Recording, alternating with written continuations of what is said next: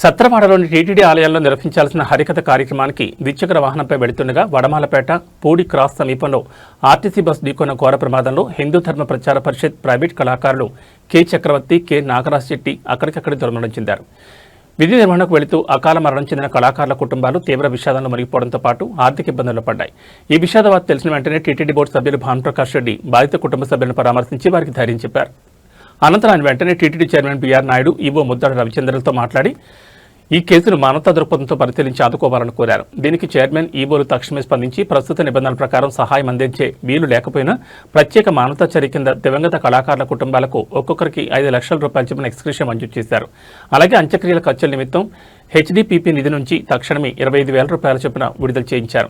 వీటితో పాటు మరణించిన కళాకారుల పిల్లల విద్యాభ్యాస బాధ్యతను కూడా టీటీడీ సంస్థే భరించేలా ఏర్పాట్లు చేస్తామని ప్రకటించారు.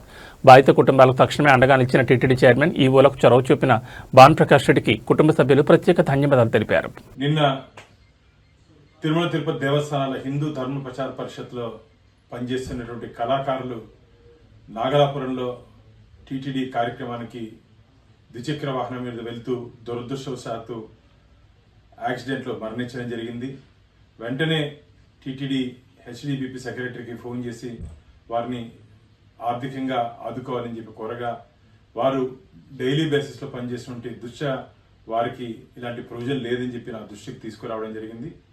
నేను తిరుమల తిరుపతి దేవస్థానాల ధర్మకర్తల మండలి అధ్యక్షులు బిఆర్ నాయుడు గారికి, అలాగే ఎగ్జిక్యూటివ్ ఆఫీసర్ రవిచంద్ర ఐఏఎస్ గారి దృష్టికి తీసుకుని వెళ్తే వెంటనే మానవతా దృక్పథంతో స్పందించి వారికి 5 లక్షల రూపాయలు వారి కుటుంబానికి ఎక్స్గ్రేషియా, అంతేకాకుండా ఆ కుటుంబంలో చదువుకుంటుంటే పిల్లలకి వారి విద్యాభ్యాసం మొత్తం తిరుమల తిరుపతి దేవస్థానాలు భరించే విధంగా, అలాగే నిన్న జరిగినటువంటి కార్యక్రమంలో అంత్యక్రియలకు 25,000 రూపాయలు ఆర్థిక సాయం అందించే దిశగా మేము నిర్ణయం తీసుకోవడం జరిగింది.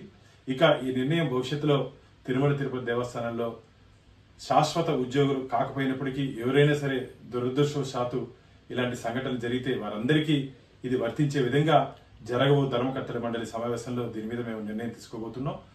అడిగిన వెంటనే స్పందించినటువంటి టీటీడీ చైర్మన్ బిఆర్ నాయుడు గారికి, టీటీడీ ఎగ్జిక్యూటివ్ ఆఫీసర్ రవిచంద్ర గారికి ప్రత్యేకంగా వారికి నమస్కారాలు తెలియజేసుకుంటున్నాయి. ఎందుకంటే ఇలాంటి పరిస్థితిలో మనం ఆదుకోవాల్సిన అవసరం ఒక ధార్మిక సంస్థలో ఉంది. మానవ సేవే మాధవ సేవ అన్నారు. ఇప్పుడే నేను మరణించినటువంటి కుటుంబ సభ్యుల్ని వ్యక్తిగతంగా వెళ్ళి వారి ఇళ్ళకి వెళ్ళి కలిసి రావడం జరిగింది. చాలా బాధాకరమైన సంఘటన. చిన్న చిన్న పిల్లలు ఉన్నారు, వారికి భరోసా ఇవ్వడం జరిగింది. రాబో రోజుల్లో ఖచ్చితంగా తిరుమల తిరుపతి దేవస్థానం వెంకటేశ్వర స్వామి వారి ఆలన పాలన చూసే దిశగా నేను ప్రయత్నం చేస్తానని చెప్పి తెలియజేసుకుంటున్నాను.